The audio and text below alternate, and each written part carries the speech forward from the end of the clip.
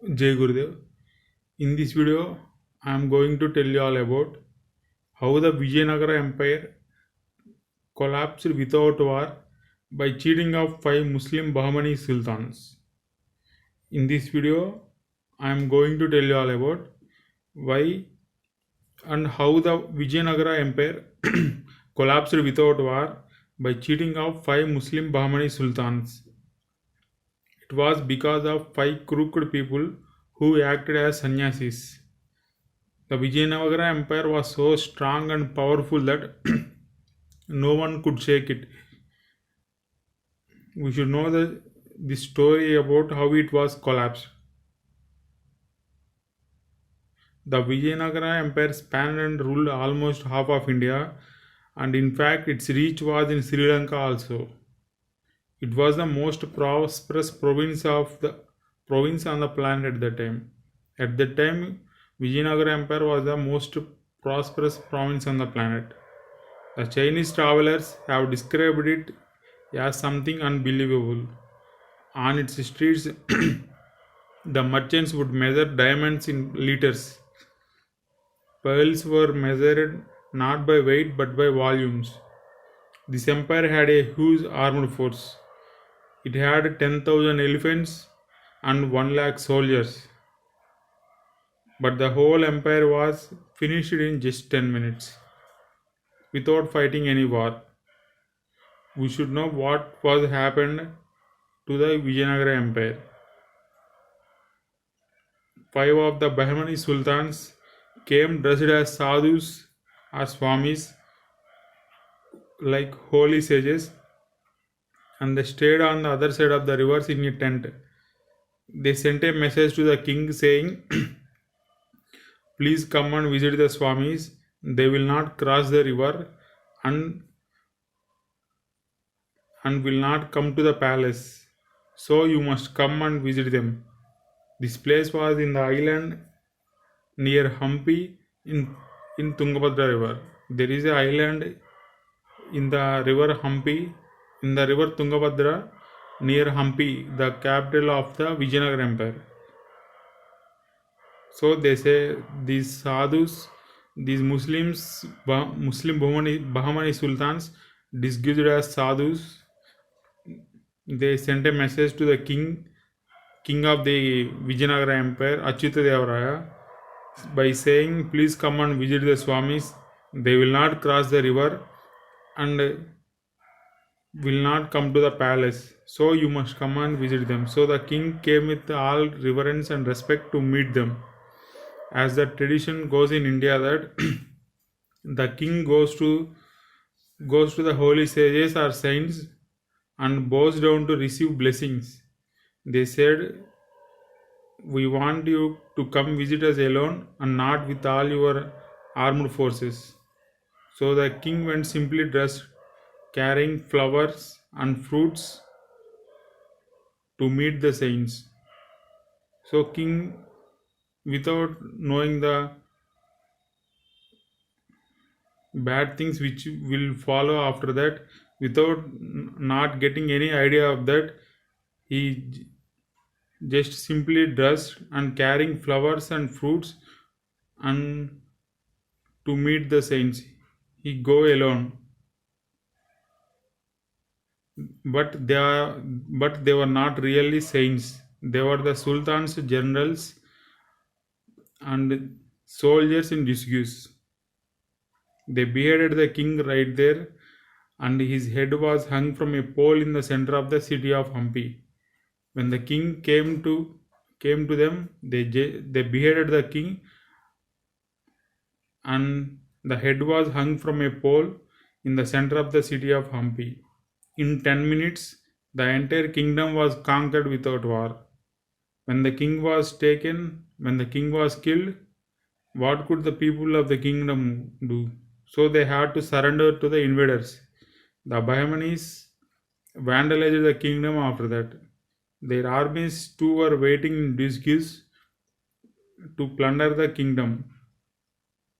It is said that it took them 6 months to loot that city, and they have killed so many and lakhs of armies, and common people after that.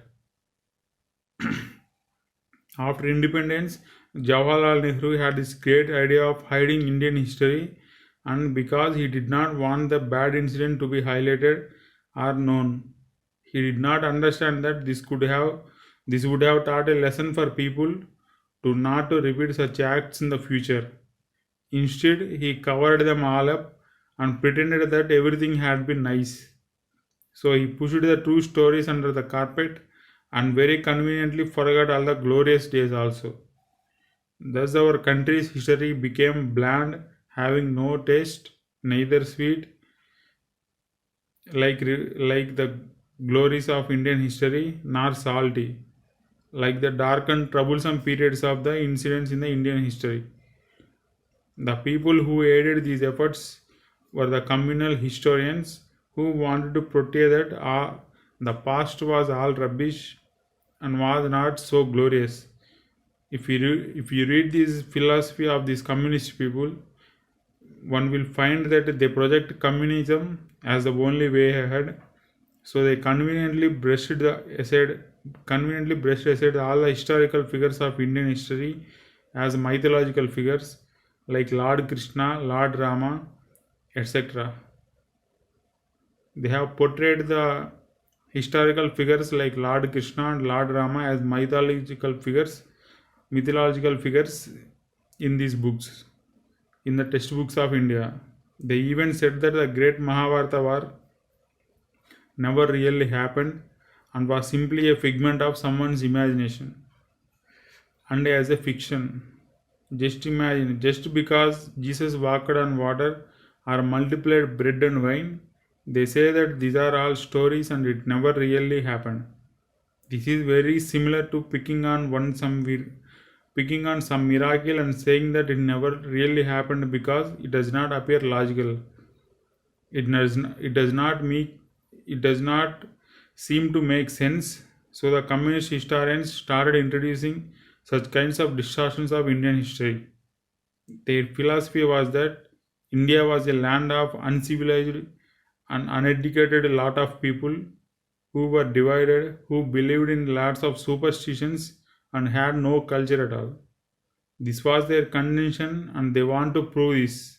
This has been most unfortunate thing happened in India and they do not know the ABCD of Sanskrit. The basis of the country is the Sanskrit language and it was what united the whole country as one at one point in time. Because of the Sanskrit only, the country was united at the one point of time in history. Every other language in this country has sprung out from the Sanskrit, and if we do not know the Sanskrit, we do not know the Pali script, or we cannot know the history of this country at all. In order to know the history of this country, everyone should know the Sanskrit and should learn the Sanskrit at any cost. The same goes for the South Indian languages also. Tamil is a very important language and none of the communist people don't know about all these things. None of these communist people don't know Tamil. And none of these people knew Tamil or Malayalam or Telugu or Kannada or even Sanskrit. They only know little English and a little bit of Hindi. That's all. Yet they have written volumes of books on Indian history which has proven today to be totally obsolete. It is complete waste of time studying these books and one should not read these books. There are lots and lots of books written by the stupid people and they were stored in the libraries and other places. Studying these books are complete waste of time.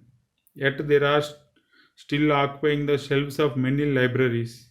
The entire Vijayanagara Empire was conquered in 10 minutes without war by a few Muslim Bahmani sultans and sultan generals who were in disguise of sadhus and saints and swamis.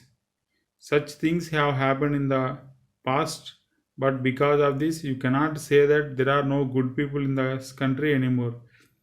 or that there are no saints in this country. Saint Kabir Das was blamed by people who had vested interests. Even Jesus was tortured and blamed. Lord Buddha was tortured by his own cousin who turned against him. Lord Buddha was teaching meditation, and his own cousin, who was also his close disciple, grew very jealous of Buddha.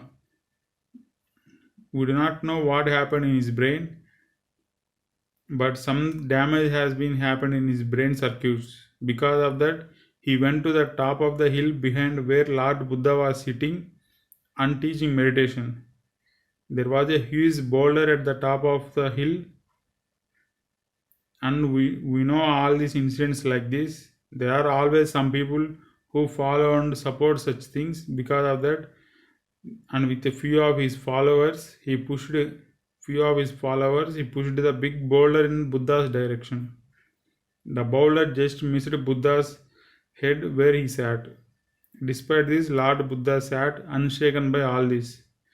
All the other devotees and disciples who sat there were shaken and shocked to see this. Lord Buddha just smiled in deep compassion. He said that the poor fellow who did this was so much pain and anguish inside him. Because of that, he did it. Like that, Nehru Nehru was Nehru changed all history of the India, and he removed all glorious past of India and dark days of India. He removed all these things, and these communist historians helped him to do this. And these communist historians painted India was a uncivilized, uneducated.